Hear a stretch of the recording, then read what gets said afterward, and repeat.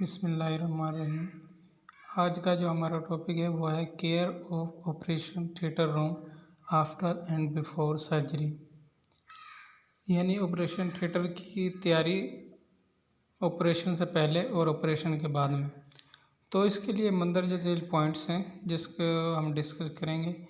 Care of operation theatre room before surgery, یعنی operation theatre کی تیاری سرجری سے پہلے۔ Remember the following point for care of N operation theatre room before any surgery, یعنی کہ یہ چیزیں مد ذہن میں رکھیں کہ آپریشن کرنے سے پہلے یا سرجری کرنے سے پہلے آپریشن روم کو کس طرح تیار کیا جاتا ہے۔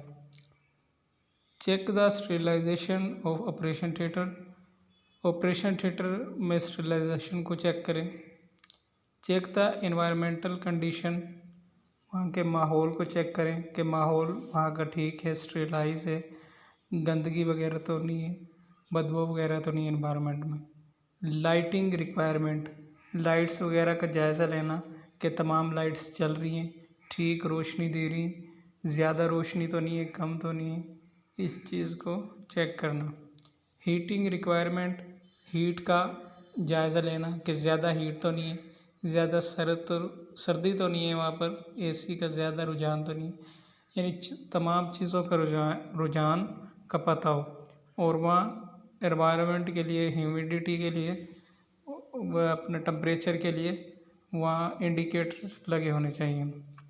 وینٹیلیشن ریکوائرمنٹ، ہوا کی آمد و رفت کا مناسب انتظام ہے یا نہیں۔ یہ نہ ہو کہ ہوا کا بندوبست تو ہے لیکن جو ہوا آ رہی ہے جا رہی ہے اس میں جراثیم کی اسٹیرلائزیشن کا کوئی مسئلہ ہے یا نہیں ہے، یا بس ڈائریکٹ لائٹس آ رہی ہے، ہوا جا رہی آ رہی، وہاں پر جراثیم کی آمد و رفت ہے یا نہیں ہے، یہ چیزیں بھی ہم نے چیک کرنی ہے۔ چیک دا اسٹیرلائزیشن آف انسٹرومنٹ، اس بات کا بھی ہم نے یقین کرنا ہے کہ جو انسٹرومنٹ یوز ہو رہے وہ اسٹیرلائز ہے یا نہیں، کسی دوسرے پرسن پر تو یوز نہیں ہوئے، یوز ہونے کے بعد اسٹیرلائز کیا گیا ہے یا نہیں کیا گیا۔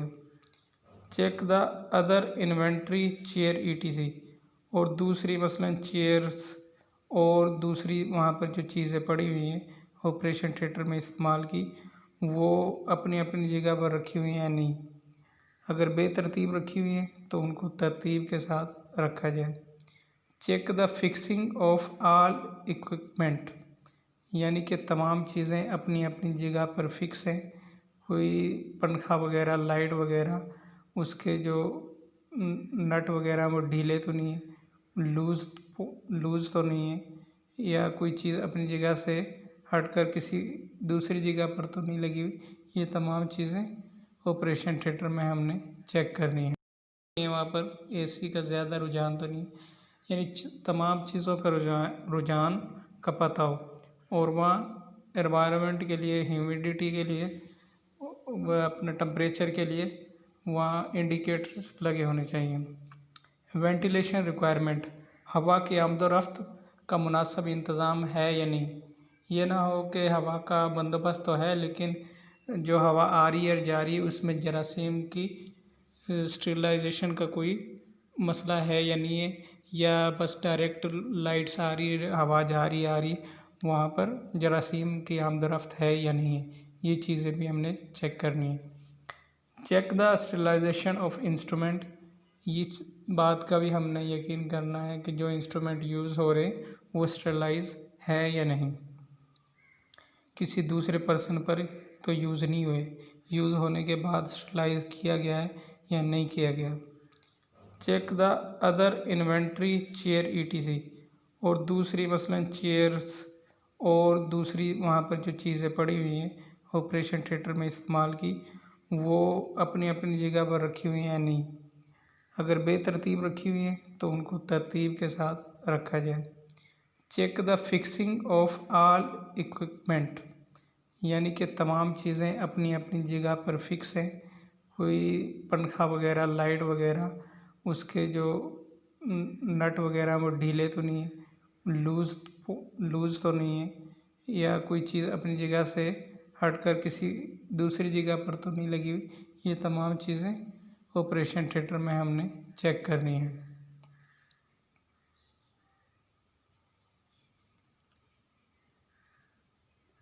Care of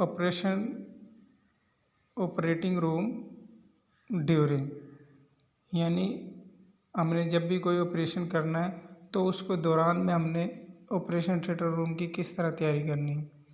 remember the following point for care of operating room during any surgery, यानी सर्जरी के दौरान हमने किन किन बातों का ख्याल रखना है।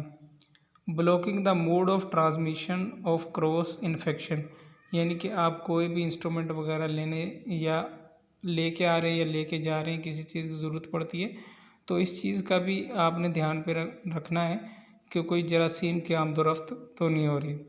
डोंट मेक द नॉइस, शोर वगैरह भी ना करें ताकि हर शख्स अपना जो काम है वो बखूबी कर सके। No allow smoking. Care of operation theatre room, operation theatre में स्मोकिंग की आफ्टर सर्जरी भी सर्जरी के बाद अगर कोई ऐसा करता है तो उसको सख्ती से मना करें। Remember the following point for care of and operating के खिलाफ आफ्टर एनी सर्जरी, सर्जरी के बाद मंदरजा allow in operation theatre during surgery, surgery के दौरान प्रॉपर वेस्ट डिस्पोजेबल जरूरत, यानी जो भी हमें और जितनी ज़रूरत है उतना ही स्टाफ ऑपरेशन थिएटर उसका मुकम्मल डोंट टच उसको डिस्पोज किया जाए, उसको ज़ाया किया जाए। ड्यूरिंग सर्जरी, रिप्लेस अगर आप सर्जरी कर रहे हैं तमाम तो इक्विपमेंट को आपने इस्तेमाल कर लिया या जो बदलने वाले हैं उनको बदल दिया जाए, गुरेज करें क्योंकि इस्तेमाल दोबारा रीयूज है उनको अगर उस चीज़ को स्लाइस करने के दौरान किसी भी शख्स पर इस्तेमाल करेंगे dusting of wall and equipment आएंगे, बल्कि जो इक्विपमेंट इस्तेमाल हुए हैं और जो वॉल्स पर गर्दो गुबार है उसको साफ किया जाए और जो स्लाइस करने का तरीका है उस तरीके से spray during surgery. Disinfect the equipment moving scrubbing, यानी कि जो वेस्ट प्रोडक्ट हमें यानी एक केमिकल है ओरोसिड सॉल्यूशन उसके साथ इक्विपमेंट उसको ज़ाया कर देना, जैसे रेपर वगैरह जो चीज़ें हैं अपने हाथ वगैरह जो भी चीज़ें। कंट्रोल द एनवायरनमेंट, यानी जरासीमों से पाक किया जाए। Environment clean the OT with top water, top water का मतलब ये है कि आपने पानी जितनी लाइट का ज़्यादा से ज़्यादा इस्तेमाल करना है, पानी ज़रूरत है clean the OT with top water. Heating disinfect the OT with disinfectant solution, उतनी साइड रिक्वायर सॉल्यूशन। वेंटिलेशन को आपने एक सॉल्यूशन है केमिकल साइड सॉल्यूशन, उसको ख्याल रखना जिस क्वांटिटी में आपको बताया जाए रेशियो में उसके मुताबिक उसको साफ करना, डिसइंफेक्ट जरासीम से पाक करना। Use the UV light for environmental sterilisation, जो सूरज से अल्ट्रावायलेट रेडिएशंस आती हैं उनके ज़रिए भी ओटी के एनवायरनमेंट को हम स्टरलाइज कर सकते हैं, जरासीमों से पाक कर सकते हैं। तो मेरे ख्याल से आपको सारा समझ में आ गया होगा ओटी के मुतालिक। अगर फिर भी आपको ओटी के मुतालिक कोई क्वेश्चन है तो आप क्वेश्चन कर सकते हैं। इसके अलावा अगर जो न्यू सब्सक्राइबर हैं वो हमारे चैनल को सब्सक्राइब कर लें और बेल आइकॉन पर क्लिक कर दें, वीडियो को लाइक कर दें और पसंद आई है तो आगे शेयर करें। और अगर कोई मसला है आपको टॉपिक के हवाले से मज़ीद कोई मालूमात तो आप कमेंट सेक्शन में हमें बता सकते हैं कि हम किस तरह अपने वीडियो को बेहतर बना सकते हैं। और इसके अलावा मैंने जो पिछले लेक्चर दिए हैं उनकी भी आपको समझ आ गई होगी।